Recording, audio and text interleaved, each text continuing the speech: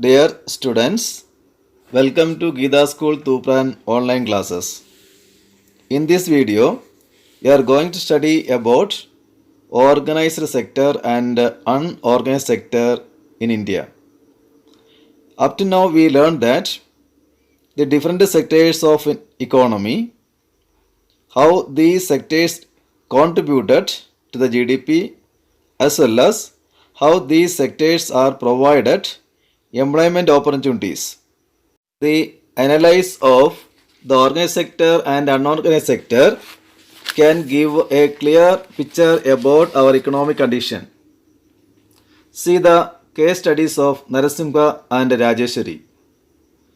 Narasimha works in government office. He was a government employer. He used to attend his office from 9:30 a.m. to 5:30 p.m. He used to go to office by his own motorbike. The distance between his house and office only 5 kilometers. He used to get his salary regularly at the end of the every month. The salary will come to his bank account. And also he will get some other benefit from his office, provident fund, as well as he will get medical and other allowances. Narasimha does not go to office on Sundays. This is called paid holiday. So every Sundays he used to stay at his home. Such holidays are called paid holidays. When he joined his work, he was given an appointment letter starting all the terms and conditions of work. Every institution used to follow some rules and regulations. The employer want to follow it. What did you understand from Narasimha's study? Narasimha is working in a organized sector. That's a government sector. His working hours 9:30 a.m. to 5:30 p.m. So standard of living is very good. That's what he used to go to his office by his own motorbike. He also getting salary regularly. He is getting salary on his bank account. He also getting PF, medical facilities and other allowances. And he enjoyed with paid holidays. These are the benefit the person who is working in a organized sector. Now come to Rajeshwari. Rajeshwari is working in an unorganized sector. That means she was working as a construction worker. She goes for work at 7 a.m. and return to home 7 p.m. So she wants to work from 7 a.m. to 7 p.m. She travels about 8 to 10 kilometers daily for work by bus. She used to go to her site by bus. Construction workers get 1 hour lunch break. That is between 1 p.m. and 2 p.m. She gets work only for 10 or 12 days a month. Do you understand? She never gets continuous work in a month. 1 month, she used to get 10 or 12 days work. On the remaining days, she has no work. She wants to manage the remaining days with the help of 10 or 12 days salary. And also she will get 150 rupees per day. That is her wage. Her wage was 150 rupees. She did not get any paid holidays. Whenever she was not getting job, she was missing the salary also.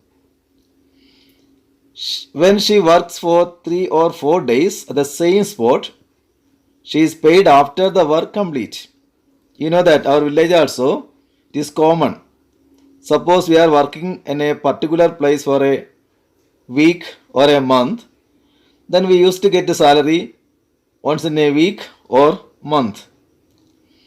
And also, her work is a seasonal work.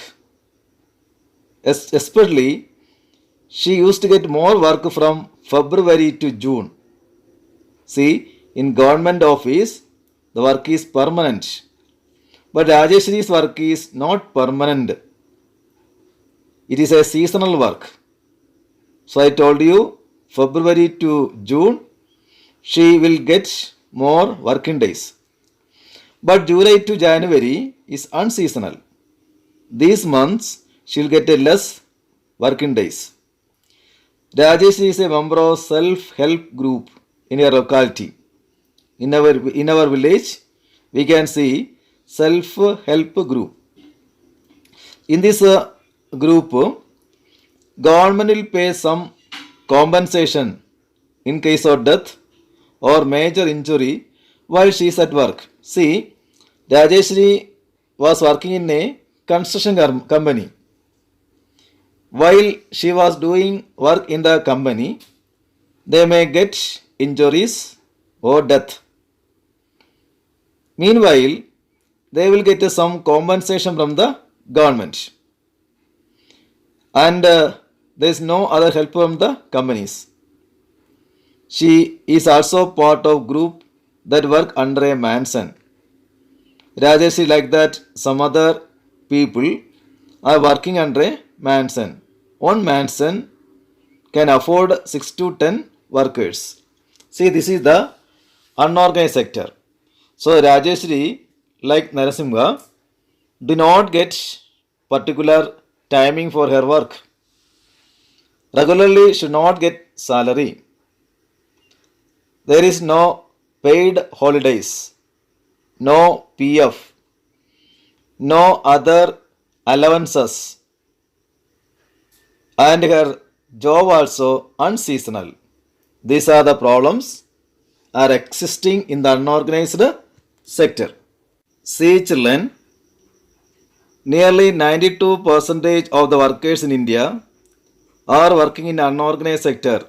Meanwhile, only 8% of people are working in the organized sector. See, this is the huge difference between organized sector and unorganized sector. 92% people are working in unorganized sector. Only 8% people are working in the organized sector from the working class. See, we here clearly realize that the distinguish between the organized sector and unorganized sector.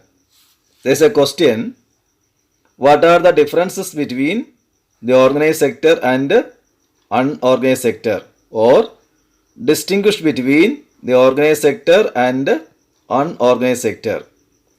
Just see the examples of Narasimha and Rajeshri, then you can get the answer. Once again, see now, in organized sector, the employer is getting assured work.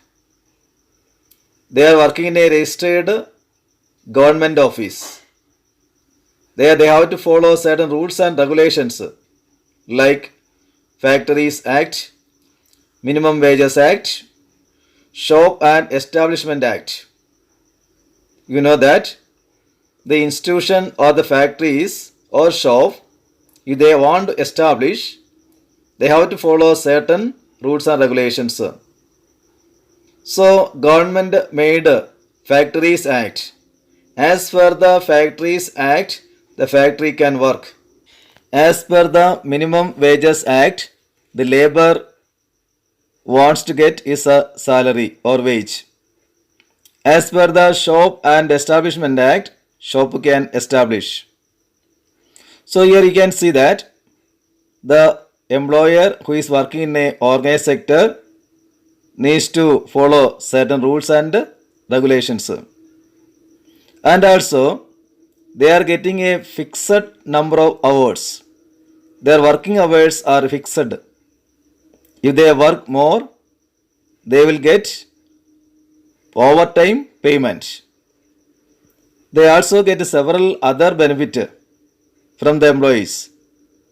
They'll get a paid leave, payment during holidays, provident fund, and also they will get some other facilities like drinking water, safe work environment. The unorganized sector is characterized by small and scattered units which have remained largely outside of the control of the government. So unorganized sector was not under the control of the government. There also we can see rules and regulations, but no one followed or enforced. Here there is no security or surety of jobs, and the payment is very low. No regular job. There is no provision for overtime payments. Because of economic depression, if there is low price level, then company may ask the laborers to leave the company.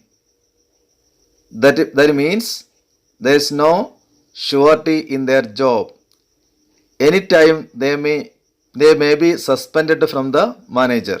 In unorganized sector, we can see most of the people are self-employed. Half of the workers in a unorganized sector self-employed. They are doing some other odd jobs. Some are doing repair work, or street vendors, hawkers. Hawkers, you know that they are collecting the scrap items. Similarly, some farmers are also self-employed. So the organized sector cannot offer more employment opportunities right now. So unfortunately, still now, most of the working population are dependent upon aggregate sector. In our society, we can see such a kind of people. These people are called vulnerable people. These people, the vulnerable people, need protection.